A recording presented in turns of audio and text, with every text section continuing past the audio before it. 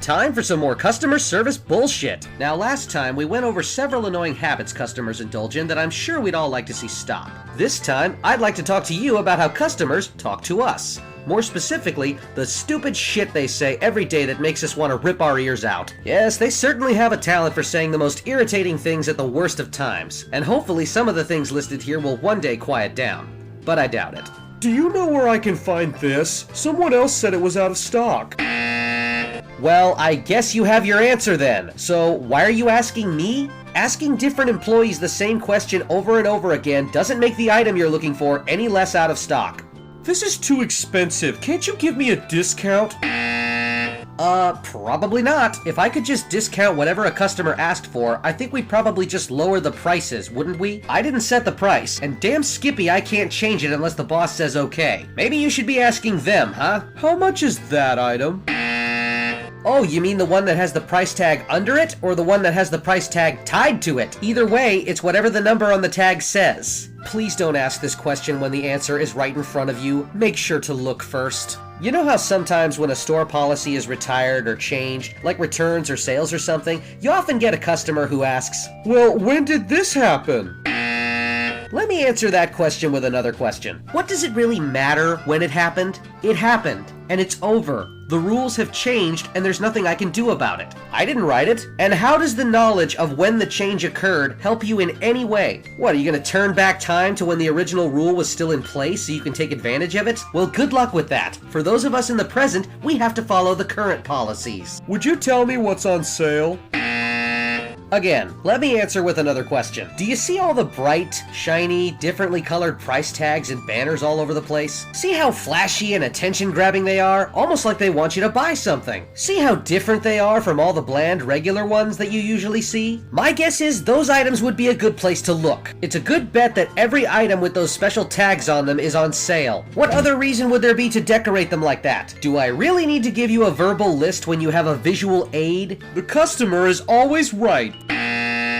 This one is so incredibly outdated, and yet you still hear it from time to time.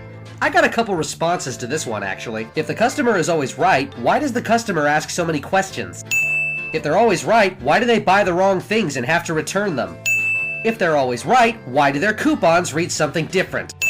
And if they're always right, why do they need so much help with their purchases? Seems to me like someone who'd be right about everything would have a better handle on what they're doing in the store. Don't debate your order with your friends in front of a cashier who's trying to complete it. Don't just stand there in front of them and start a conversation like, "What do you want?" I don't care. "No, do you want this or do you want this?" Just get me whatever. "Well, what if you don't like what I get you?" I don't know. Shut up.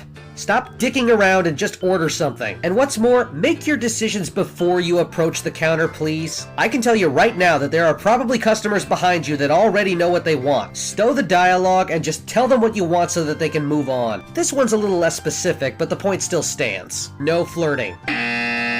Don't ever, ever, ever flirt with an employee while they're on the job. Saying nice, polite, complimenting things is fine, but leave the pickup lines at the bar. These people are working, and probably not allowed to fraternize with the customers. I don't care if you're at a damn Hooters. Don't say anything to an employee that'll embarrass them or get them in trouble with their boss. It's unfair to them because you should know damn well they can't tell you to back off without angering said boss for talking back to a customer. Bottom line, you have no business flirting unless the business is flirting. And even then, watch your mouth. I don't even know why I come to this store. You know what? I am never coming back here again. Stop, don't come back.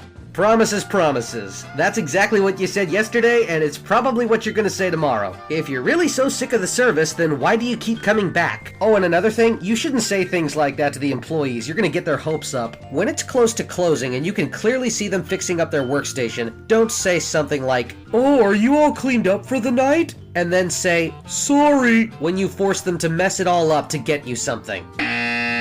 If you were really sorry, you wouldn't have asked them to do it in the first place and mess up their closing. Trust me, your apology doesn't help. And on top of that, don't you dare ask, "You guys aren't closed, are you?" when you can clearly see them locking the doors or hanging the "We're closed" sign. That is just adding insult to injury. you know damn well that they're closed. One last thing before I wrap up. If you ever feel you have to complain about something, make sure your complaint reaches the right people so that your bitching doesn't just fall on deaf ears. Complaining about store operations, product ordering, or store policies is pretty much useless to anyone that doesn't have a manager tag. And lecturing a lower-ranking worker with no say on how the store functions is just plain dumb. Because in the end, they can't change the rules any more than you can.